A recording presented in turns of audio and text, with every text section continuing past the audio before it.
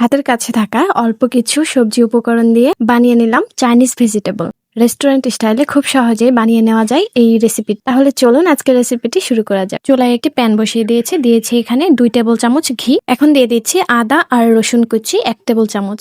চুলা মিডিয়াম ফ্লেমে রেখে স্পঞ্জ দিয়ে নেড়েচেড়ে ব্রাউন কালার করে নিচ্ছি। এখন দিয়ে দিচ্ছি স্লাইস করে কেটে রাখা চিকেন 1 কাপ পরিমাণ। এখন স্পঞ্জ দিয়ে ভালো করে নেড়েচেড়ে 10 থেকে 15 মিনিটের মতো এভাবে কুক করে নিয়েছি।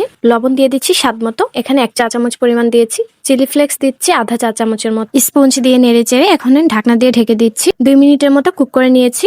ঢাকনা খুলে স্পঞ্জ দিয়ে নেড়েচেড়ে দিয়ে দিচ্ছি 1 কাপ পরিমাণ পেঁয়াজ। আমি একটি পেঁয়াজকে 4 টুকরো করে এভাবে ফালি করে কেটে নিয়েছি। স্পঞ্জ দিয়ে নেড়েচেড়ে দিয়ে দিচ্ছি 4 থেকে 5টে কাঁচামরিচ। একটি কাঁচামরিচকে আমি 3 টুকরা করে নিয়েছি। এখন দিয়ে দিচ্ছি আধা কাপ পরিমাণে স্লাইস করে কেটে রাখা পেঁপে। এই পেঁপেটা যেন চাইনিজ ভেজিটেবলের স্বাদ আরো দ্বিগুণ করে তোলে। আধা কাপের একটু কম দিচ্ছি সিমগুলো একটু আড়াআড়ি করে আমি কেটে নিয়েছি। বিটরুট দিয়েছি আমি আধা কাপ পরিমাণ। চাইনিজ ভেজিটেবলের মধ্যে যদি আপনি বিটরুটটা অ্যাড করতে পারেন তাহলে চাইনিজ ভেজিটেবলের স্বাদ অতুলনীয় হয়ে যাবে, মানে এক কথায় অসাধারণ খেতে। এখন দিয়ে দিচ্ছি আধা কাপ পরিমাণ টমেটো কুচি। টমেটোর বীজগুলো আমি বের করে তারপর ছোট ছোট কিউব করে কেটে নিয়েছি। এখন স্পঞ্জ দিয়ে নেড়েচেড়ে দিয়ে দিচ্ছি 1 চা চামচ পরিমাণ গোলমরিচের গুঁড়া। এখানে আমি কালো গোলমরিচের গুঁড়া ইউজ করছি। স্পঞ্জ দিয়ে নেড়েচেড়ে এখন ঢাকনা দিয়ে দিচ্ছি। চুলা আঁচ লো ফ্লেমে রেখে 5 মিনিটের মতো এভাবে কুক করে নিয়েছি। 5 মিনিট পর আমি ঢাকনা খুলে স্পঞ্জ দিয়ে নেড়েচেড়ে সবজিগুলোর মাঝ বরাবর লিটল স্পেসে একটি বাটিতে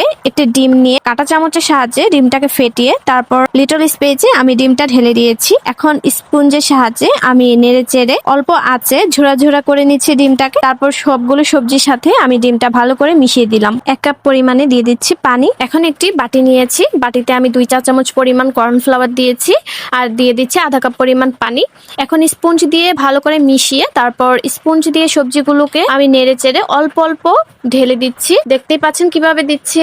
দিয়ে দিচ্ছি 1 টেবিল চামচ পরিমাণ সয়া সস। এখন স্পঞ্জ দিয়ে নেড়েচেড়ে 3 থেকে 4 মিনিটের মতো জাল করে তারপর চুলার ফ্লেম আমি অফ করে দিয়েছি। চাইনিজ ভেজিটেবলের থিকনেসটা আমি একটু জুসি রেখেছি, অনেকে একেবারে শুকিয়ে ফেলে। যার যার স্বাদ মতো বানিয়ে নিব, আমার এইভাবেই ভালো লাগে। এই তো আমার চাইনিজ ভেজিটেবল রেসিপিটি রেডি। ক্যাপসিকাম ছাড়াও যে এরকম মজাদার চাইনিজ ভেজিটেবল বানানো যায় সেটা এই রেসিপিটি দেখে আশা করছি বুঝে গেছেন। আর এই চাইনিজ ভেজিটেবল রান্নাটা অসাধারণ মজার ছিল। এতক্ষণ আমার রেসিপি ভিডিওটা দেখার জন্য অসংখ্য ধন্যবাদ। আজ এই পর্যন্তই। সবাই ভালো থাকবেন। আল্লাহ হাফেজ।